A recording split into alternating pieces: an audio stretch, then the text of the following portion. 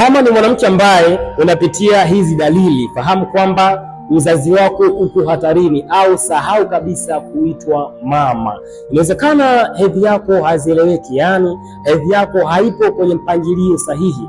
Fahamu kwamba hii hapo ni ishara kwamba mwanamke wewe una changamoto ya kutokushika mimba. Na endapo ni mwanamke ambaye unapitia na ishara hizi za mvurugiko wa hormone imbalance, hiyo hupelekea kuwa na maambukizi katika via vya uzazi, yaani maambukizi wa bakteria wa BV katika via vya uzazi. Hawa huenda hushambulia kizazi moja kwa moja, hivyo hupelekea kuwa na changamoto ya mirija ya uzazi kuziba, hupelekea kuwa na changamoto ya uvimbe katika mlango wa kizazi, hupelekea kuwa na changamoto ya saratani ya shingo ya kizazi. Endapo ni mwanamke ambaye uliwahi kuambiwa kwamba una PID lakini ulipuuzia kwamba ni hali ya kawaida, imekuwa inayotokea wanawake wengi sana kuwa wagumba au kuwa hata watasa. Endapo unapitia na hii changamoto, unaweza ukanitafuta leo ili uweze kupata ushauri na matibabu zaidi. By the way, kuna package yako ambayo ni ya mwezi mmoja tu. Ninaamini utapona kabisa na utakaa sawa kabisa. Nitafuta leo